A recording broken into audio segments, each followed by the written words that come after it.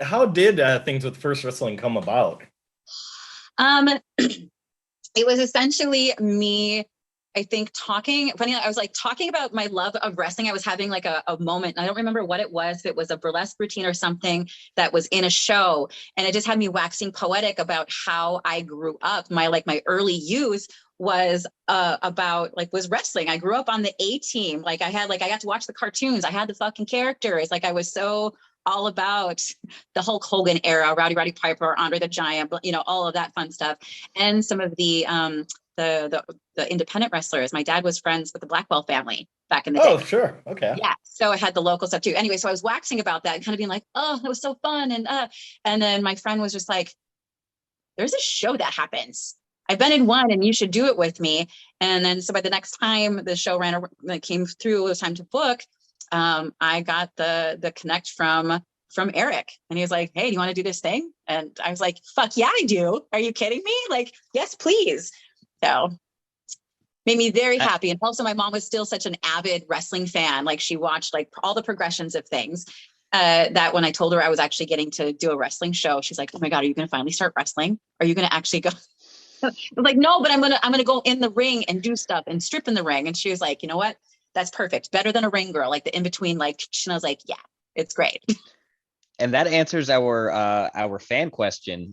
We had a listener reach out and pitch a question where you were a wrestling fan before you started performing at wrestling shows, and I guess that is a resounding yes.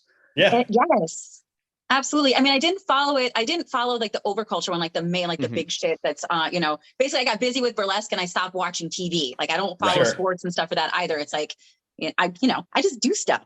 So it doesn't mean that I don't love it. And anything like, all it took for me to do is to come back to, like, I was watch with my mom when I'd go over to the house and be like, okay, who's this? Who's that happy? Who do you have a crush on?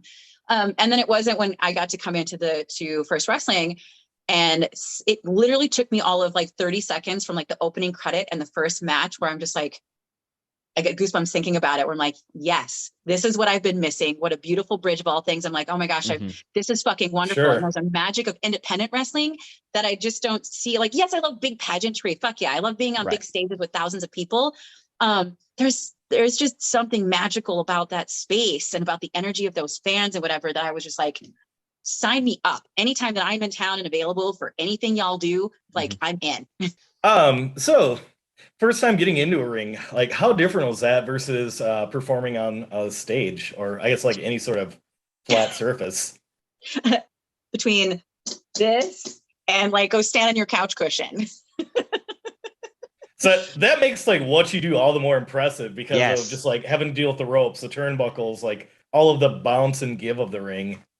And in stilettos. Yeah, like I've walked around in platform shoes, and just that was they may as well have been roller skates for me. So like that's just like mind blowing, like that level of athleticism. Thank you. So it was like, this is the main thing. Like as soon as I get into any space, like I'm a small human. If people who don't know me or haven't like met me in person, I'm actually only 5'2". So people are like, holy shit, you're actually what? I'm like, I know I have big energy. I project. Yeah, you've got like, yes, you do. Like huge. I always joke with my spouse and they'll be like, you're tiny. I'll be like, you're fucking huge. They're like, yes, big presence. I'm like, what do you mean? Or when I'm in the dungeon, people will be like, oh my gosh, you're in a, I was like, yes, I am a tiny terror. I'm a tiny top, and I'm going to crawl all over you as soon as I tie you up. So get ready. And so when I'm in, like, so with that going into the wrestling ring, instantly I had things to hold, like to climb. So it was great because I cleared it with Ken, and I was just like, can I climb on the ring too? Is that okay? He was like, yeah. So it was so fun, of course, to be able to navigate, like, moving the transition is fun as a performer, to be like, what am I going to do up here? How am I going to make my way down the runway? Once I get in, how am I going to get in the ring? Do I need to figure that out with whatever the fuck I'm wearing? Because sometimes you don't have a lot of clearance until you get in. Right. But then once you're in there, then it's kind of like, okay, let me like get familiar with the surface. It's not, I'm sure the wrestling fans watching, it's not like a fucking couch cushion, but I'm just saying it's like there's a little bit of give because people are smashing themselves or smashing each other into the mat. So it's almost like Marley, which is like we have like a springboard, not a springboard, but like a slightly more padded surface for dancing that takes the impact or a lot of the shock out of the joints and stuff when you hit. And of course, having that like, a little bit of a reflex effect. So it was fun to kind of learn how to move with that, like how suddenly my ass shakes had a little bit more of a different, like, oh, if I do it like this and get into my knees, there's different rate of vibration here. This is really great. So that was fun. And then of course, learning how to climb the buckles with my heels and what sort of moves I can do from there. And then how I can use the ropes to my advantage. Yep. Well, you saw at the Pride show, I ended up doing a little like handstand, like walk over handstand onto the ropes and twerked and then flung up and did all sorts of fun things. I've seen you at the Pride show. I've seen you as Elvira. I've seen you as a nurse. And each time, like the light show with the nurse performance, like there's something you pull out every time that just like it's not even just a sexy performance. It's like an art show, just being there and like you're just encapsulated by it. For you know how tough first WrestlePalooza crowds can be. There have been many musical performances and other performances that will be booed off stage. And then whenever you go out and perform, it's like, and then when you're done, it's like, she's done already. And it's people forget that they were there for a wrestling show. And to be able to have the ability to do something like that is just absolutely amazing. And are you going to be at this year's pre-Pride party, right? Yes. Yes. I don't know if I'm supposed to give that answer yet, but yes, it's actually Sorry, the Eric. only Pride event I'm doing in the Twin Cities this year. So as a heads up too, because then I'm going to San Francisco's Pride.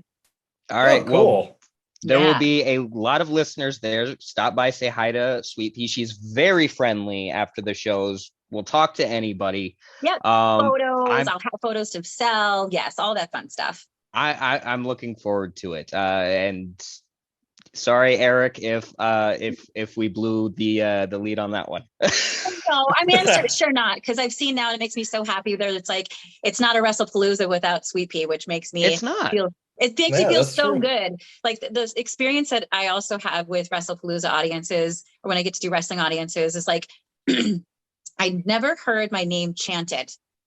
I've had standing ovations. I've had like, golf claps of theater audiences.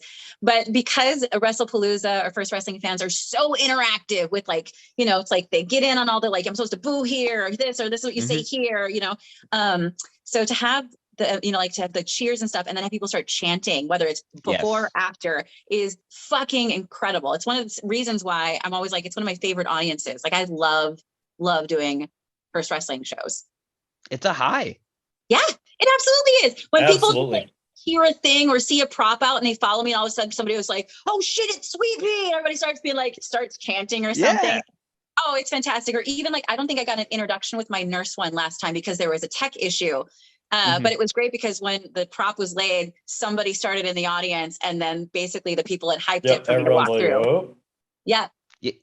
You are WrestlePalooza royalty, and I don't believe that is even the slightest bit exaggeration.